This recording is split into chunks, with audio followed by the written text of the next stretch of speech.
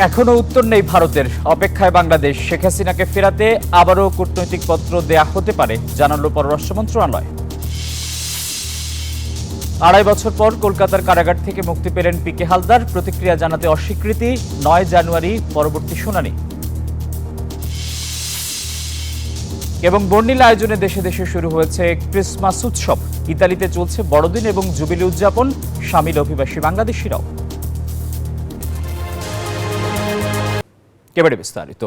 শেখ হাসিনাকে ফেরত চেয়ে চিঠি পাঠানোর পর এখনো কোনো উত্তর দেয়নি ভারত। অপেক্ষায় বাংলাদেশ। প্রয়োজনে আবারও কূটনৈতিক পত্র দিয়ে তাগিদ দেয়া হবে, জানিয়েছে পররাষ্ট্র মন্ত্রণালয়। মঙ্গলবার দুপুরে সাপ্তাহিক ব্রিফিংয়ে কথা জানান মন্ত্রণালয়ের মুখপাত্র রফিকুল আলম। তিনি জানান, এখনো সরকারি চ্যানেলে কোনো উত্তর পাওয়া যায়নি। ভারতের উত্তর পাওয়ার পর পররাষ্ট্র মন্ত্রণালয় পরের পদক্ষেপ নেবে। কবে উত্তর মিলবে তার নির্ধারিত কোনো সময়সীমা নেই। তিনি জানান, বাংলাদেশের দেয়া অনুরোধপত্র শেখ হাসিনাকে ফেরানোর প্রক্রিয়ার অংশ। কোনো এনটিটির কাছ থেকে আমাদের তথ্য পাওয়া এখনো বাকি আছে, বাট পররাষ্ট্র মন্ত্রণালয় আন্তরিকভাবে চেষ্টা করছে এটা যত দ্রুত পাওয়া সম্ভব এটা পেলে জাতিসংঘের তদন্ত কমিটির কাছে এটা পাঠিয়ে দেওয়া হবে। দীর্ঘ ২.৫ বছর বন্দিদশা কাটিয়ে মুক্তি পেলেন প্রশান্ত কুমার হালদার ওরফে পিকে হালদার। মঙ্গলবার সন্ধ্যায় কলকাতার আলিপুরের প্রেসিডেন্সি কারাগার থেকে জামিনে মুক্তি পান বাংলাদেশ থেকে বিপুল অর্থ পাচারে অভিযুক্ত এই ব্যক্তি। মুক্তির পর মুখ খুলতে অস্বীকৃতি জানান পিকে হালদার। এদিকে জামিনের সঠিক নথি না থাকায় মঙ্গলবার মুক্তি পাননি স্বপন মিত্র ওরফে স্বপন কুমার মিস্ত্রি।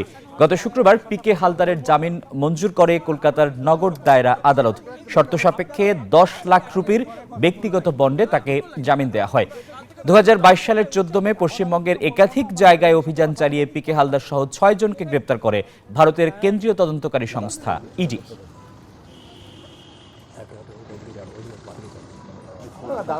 বড়দিন উপলক্ষে ইতালির রাজধানী রোম বর্ণিল রূপে সেজেছে। রোমের বিভিন্ন স্থাপনায় আলোকসজ্জা ছাড়াও ক্রিসমাস ট্রি স্থাপন করা হয়েছে। হাজারো মানুষের সমাগমে মুখরিত আলোকিত এই নগর। বড়দিন এবং খ্রিস্ট ধর্মের জুবিলি উদযাপন চলছে। ইতালীয়রা বলছেন, পাপ মোচন ও নতুন বছরকে স্বাগত জানাতে তারা প্রস্তুত। ২৪ ডিসেম্বর সন্ধ্যায় আনুষ্ঠানিকভাবে খ্রিস্ট ধর্মের প্রধান ধর্মীয় উৎসব বড়দিন আনুষ্ঠানিকভাবে শুরু হয়েছে। একই সাথে শুরু হচ্ছে খ্রিস্ট ধর্মের আরেকটি উৎসব জুবিলি। খ্রিস্টানদের ধর্মীয় গুরু পোপ সেন্ট পিটার্স বাসিলিকার ৪টি পবিত্র দরজা খুলে দেওয়ার মধ্য দিয়ে বছরব্যাপী আয়োজিত এই জুবিলি আনুষ্ঠানিকভাবে ঘোষণা করেন। জুবিলি চলবে ২০২৬ সালের ৬ জানুয়ারি পর্যন্ত।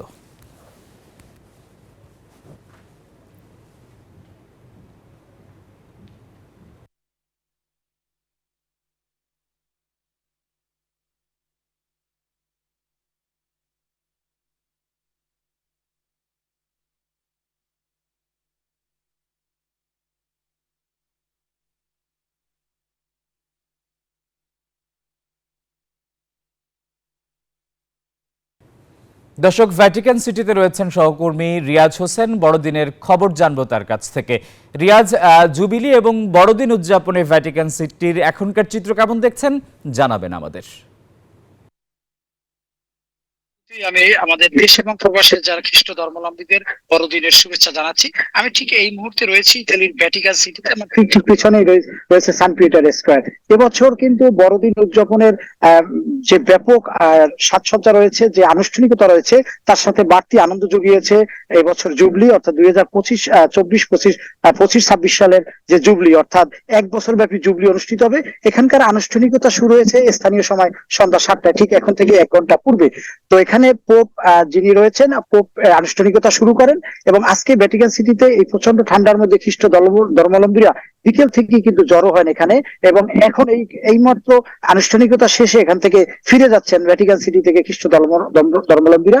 এখানে প্রতি বছর বড়দিন উদযাপন হয়, যেটি তার চেয়ে এবছর যে একটু ব্যতিক্রম রয়েছে, কারণ যে 3টি শান্তির দরজা খোলা হবে, অর্থাৎ এই জুবলি অনুসারে, অর্থাৎ এখানে এই দরজার নিচ থেকে যারা যাবেন তারা পাপ মোচন হবেন, তার জীবনে সারা জীবনের পাপ মোচন হবেন, এমন ধারণা রয়েছে। এ কারণে খ্রিস্ট ধর্মাবলম্বীরা কিন্তু এই বছরব্যাপী ভ্যাটিকান সিটিতে আসবেন এবং আজকে বড়দিন আগামীকাল ঠিক আজকে স্থানীয় সময় সন্ধ্যা ৭টায় কিন্তু বিভিন্ন দেশ থেকে, ইউরোপিয়ান সহ বিভিন্ন দেশ থেকে কিন্তু এই ভ্যাটিকান সিটিতে জড়ো হয়েছে। আর এখানকার প্রবাসী বাংলাদেশি যে খ্রিস্টান সম্প্রদায় রয়েছে তারাও কিন্তু গির্জায় গির্জায় প্রার্থনা শুরু করেছেন এই ভ্যাটিকান সিটির সাথে তাল মিলিয়ে। আবার অনেক বাংলাদেশি কিন্তু খ্রিস্ট ধর্মাবলম্বী তারা কিন্তু ভ্যাটিকান সিটিতে এসেছেন এবং এই ভ্যাটিকান সিটির সাথে আনুষ্ঠানিকতার সহিত তারা পোপ যে বক্তব্য রাখছেন সেটি তারা শুনছেন এবং পোপ তার বক্তব্য আমরা যতটুকু জানতে পেরেছি তিনি শান্তির বার্তা দিচ্ছেন, শান্তির আহ্বান জানাচ্ছেন এবং এবছর এই জুবলির কারণে তাদের বিশেষ যে বড়দিনের উদযাপন রয়েছে এখানকার ভ্যাটিকান সিটি, রোম সহ বিভিন্ন শহর কিন্তু আলোকসজ্জায় সজ্জিত করা হয়েছে এবং আনুষ্ঠানিকতা ব্যাপকভাবে, কারণ এই জুবলি কিন্তু 25 বছর পর পর অনুষ্ঠিত হয় ইতালির ভ্যাটিকান সিটিতে। আর ইউরোপিয়ানদের কাছে যেহেতু ইতালির ভ্যাটিকান সিটি এখানে অবস্থিত, এ কারণে ইউরোপিয়ানদের কাছে বড়দিন মানে তাদের উৎসব আরো একটু বেশি বাড়তি আনন্দ দেয়। আর এখানকার ইতালিয়ান নাগরিকরা কিন্তু যেহেতু আজ এবং কাল ছুটি, এ কারণে যারা রোমের বাহির থেকে অন্যান্য শহর থেকেও কিন্তু ভ্যাটিকান সিটিতে জড়ো হয়েছেন। আর এই ভ্যাটিকান সিটির আনুষ্ঠানিকতা শেষেই তারা বাসায় ফিরে যাবেন। বাসায় শেষে কিন্তু আজকে তাদের রাতভর খাওয়া দাওয়া সহ আনুষ্ঠানিকতা শুরু করবে তারা নিজ আত্মীয় স্বজন নিয়ে এবং আজকে তারা কিন্তু শুধুমাত্র মাছ খাবেন, মাংস না। আগামীকাল তারা মাংস অন্যান্য খাবার খাবেন, কিন্তু আজকে মাছ খাবেন। আর এই ভ্যাটিকান সিটিতে এই ছিল আমার কাছে আজকের এই বড়দিন উদযাপনের সর্বশেষ চিত্র, আনুষ্ঠানিকতা শুরু সর্বশেষ চিত্র। আপনাদেরকে একটু দেখাচ্ছি ভ্যাটিকান সিটির সেন্ট পিটার স্কয়ার, আমি একটু দেখানোর চেষ্টা করছি। আমি শেষ করবো আসিফ, আপনি একটু দর্শকদের জন্য আমরা দেখাচ্ছি সেন্ট পিটার স্কয়ার কি বর্ণিল সাজে সেজেছে এবং সেন্ট পিটার স্কয়ারের ভিতরে গির্জার ভিতরে যে পোপ ফ্রান্সিস বক্তব্য রাখছেন, তাদের ধর্মীয় রীতিনীতি কাজগুলো করছেন।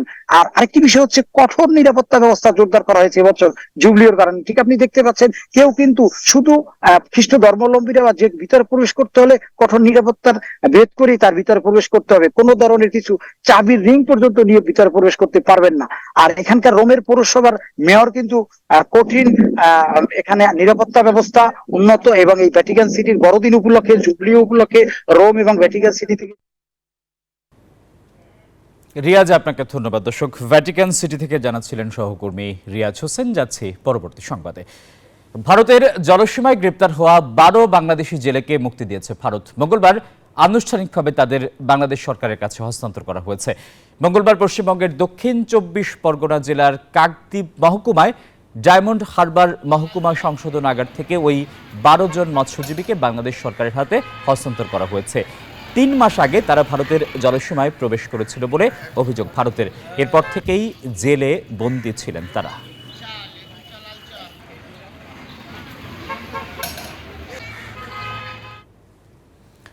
সৌদি আরবের মদিনায় সড়ক দুর্ঘটনায় 4 বাংলাদেশের মৃত্যু হয়েছে। মঙ্গলবার এই তথ্য নিশ্চিত করেছে জেদ্দার লেবার কাউন্সিল।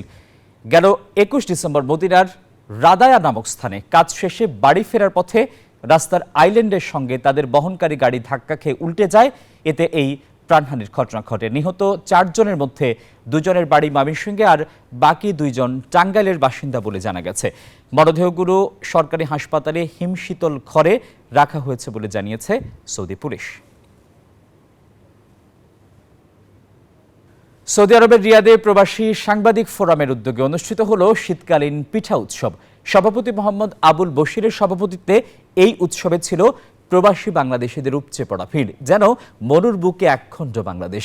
পিঠা উৎসবের বিভিন্ন ইভেন্ট পরিচালনা করেন সংগঠনের সহসভাপতি সেলিম উদ্দিন দিদার, সাংগঠনিক সম্পাদক আরিফুর রহমান, দপ্তর সম্পাদক রুস্তম খাঁ সহ ফোরামের নেতৃবৃন্দ। এ সময় বিপুল সংখ্যক রিয়াদ প্রবাসী উপস্থিত ছিলেন। উৎসবে ছিল সাংস্কৃতিক অনুষ্ঠান, খেলাধুলা সহ নানান আয়োজন।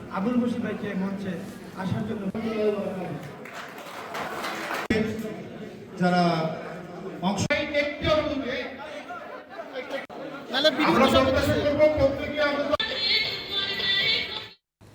ইতালির রোমে প্রবাসী বাংলাদেশিদের নিয়ে হয়ে গেল জমজমাট পিঠা উৎসব। ভিনদেশে ও সেন্তোসেল্লে ঐক্য পরিষদের উদ্যোগে আয়োজিত এমন মিলন মেলায় অংশ নিয়ে খুশি প্রবাসীরা। ইতালি থেকে রিয়াজ হোসেনের পাঠানো তথ্য এবং ছবিতে ডেস্ক রিপোর্ট। শীতকাল মানে বাহারি রকমের পিঠার আয়োজন। প্রবাসী থেকেও গ্রাম বাংলার এই ঐতিহ্যে পিছিয়ে নেই ইতালির রোমে বসবাসরত প্রবাসী বাংলাদেশিরা। যারা এখানে বড় হইতেছে তাদেরকে আমাদের এই কালচার জানানো যে আমাদের দেশেও এরকম পিঠা উৎসব হয়, প্রতি বছরই আমরা করি। সব ভাবিরাই সুন্দর সুন্দর করে মনের মাধুরী মিশিয়ে অনেক মজা করে পিঠা বানিয়ে নিয়ে আসে। রোমের একটি হলরুমের সুস্বাদু শীতকালীন পিঠার পসরা নিয়ে নারীরা অংশ নেন শীতকালীন পিঠা উৎসবে। উৎসবস্থল পরিণত হয় এক টুকরো বাংলাদেশে। আমরা এই প্রবাসের বাড়িতে আমাদের শিশু সন্তানরা জন্মগ্রহণ করেছে, তারা অনেকেই বুঝে না পিঠা কি, পিঠা উৎসব কি। তাদের মাঝে আমাদের এই সাংস্কৃতিক এবং ঐতিহ্য ধরে রাখার জন্য এবং তাদের বুঝিয়ে দেওয়ার জন্য আমরা এই পিঠা উৎসবের ব্যবস্থা করে থাকি। প্রবাসী নতুন প্রজন্মের কাছে দেশীয় কৃষ্টি ও সংস্কৃতি তুলে ধরতেই এই আয়োজন বললেন আয়োজকরা। Desk report, news 24। 54তম মহান বিজয় দিবস উদযাপন করেছে জার্মানির জাতীয়তাবাদী যুব ও স্বেচ্ছাসেবক দল। এ উপলক্ষে জার্মানির রাজধানী বার্লিনে ছিল নানান আয়োজন। বার্লিন থেকে প্রতিনিধি অনামিকা বড়ুয়ার পাঠানো তথ্যছবিতে ডেস্ক রিপোর্ট। মহান বিজয় দিবস উপলক্ষে জার্মানির বার্লিনের ওয়াইনস্টার্সের মিলনায়তনে আলোচনা সভা ও সাংস্কৃতিক অনুষ্ঠানের আয়োজন করে জার্মান বিএনপির যুব ও স্বেচ্ছাসেবক দল।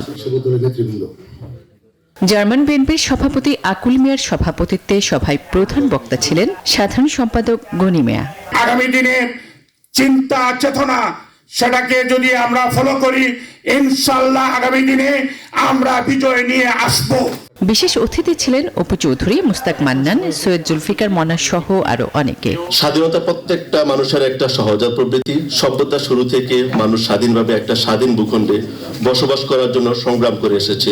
বাংলাদেশ আধিপত্যবাদ থেকে মুক্তি পাওয়ার পিছনে বাংলাদেশিদের রয়েছে হাজারো বছরের ইতিহাস। দামাল শ্রমিক ভাই বোনদের যাদের আত্মত্যাগের বিনিময়ে আজকে আমরা এখানে দাঁড়িয়েছি, বিজয় দিবস পালন করছি তাদেরকে। জার্মান বিএনপিকে শক্তিশালী করতে হলে এবং আমাদের তারুণ্যের অহংকার তারেক জিয়ার হাতকে শক্তিশালী করতে হলে আমাদের সবাইকে ঐক্যবদ্ধভাবে কাজ করতে হবে। বক্তারা বলেন, জুলাইয়ে ছাত্র জনতার আন্দোলনে সবার সাহসী ভূমিকার মধ্য দিয়ে বাংলাদেশ ভারতের আগ্রাসন মুক্ত হয়েছে। এই সংগ্রামে অনেক ভাইরা এখানে তারা শহীদ হয়েছে, তাদের জন্য তাদের রুহ মাগফিরাত কামনা করতেছি। আমাদের বিজয় হয়েছে, কিন্তু আমাদের আন্দোলন শেষ হয়নি। শেষে ছিল মনোজ্ঞ সাংস্কৃতিক আয়োজন। Desk report, news 24। লেবাননে বিজয় দিবস উপলক্ষে অনুষ্ঠিত হয়েছে আলোচনা সভা ও সাংস্কৃতিক অনুষ্ঠান। বিএনপি লেবানন শাখার আহ্বায়ক কমিটির উদ্যোগে আয়োজিত অনুষ্ঠানের সভাপতিত্ব করেন আহ্বায়ক মোহাম্মদ জাহিদ সরকার। প্রধান অতিথি হিসেবে ভার্চুয়ালি বক্তব্য রাখেন বিএনপি কসবা উপজেলার সাংগঠনিক সম্পাদক মোহাম্মদ কামাল উদ্দিন। প্রধান বক্তা ছিলেন মোহাম্মদ রফিকুল ইসলাম। এ সময় বক্তারা বিজয় দিবসের তাৎপর্য তুলে ধরে দেশে ভারতীয় আগ্রাসনের বিরুদ্ধে প্রতিবাদী বক্তব্য রাখেন। শেষে মনোজ্ঞ সাংস্কৃতিক অনুষ্ঠানের মধ্য দিয়ে অনুষ্ঠানের সমাপ্তি ঘোষণা করা হয়।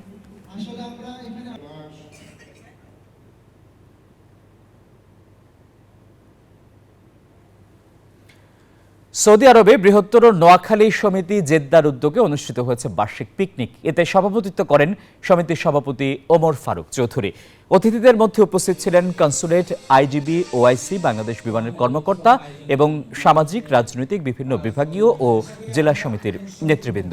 অনুষ্ঠানে বিশেষ অতিথি ছিলেন আমির মোহাম্মদ ফিরোজ, ইউসুফ খান, আব্দুর রহমান, আব্দুল মান্নান, AKM শাহজাহান সিরাজি, ওয়াজিউল্লাহ মিয়া, আনোয়ার হোসেন সহ অনেকে। নিজেদের মধ্যে সম্পর্ক উন্নয়নের পাশাপাশি অদক্ষ প্রবাসীদের প্রশিক্ষণের মাধ্যমে কর্মসংস্থান সৃষ্টি, দুস্থ ও অসহায় মানুষকে সহায়তা প্রদানই এই সমিতির মূল লক্ষ্য। শেষে ছিল মনোজ্ঞ সাংস্কৃতিক অনুষ্ঠান।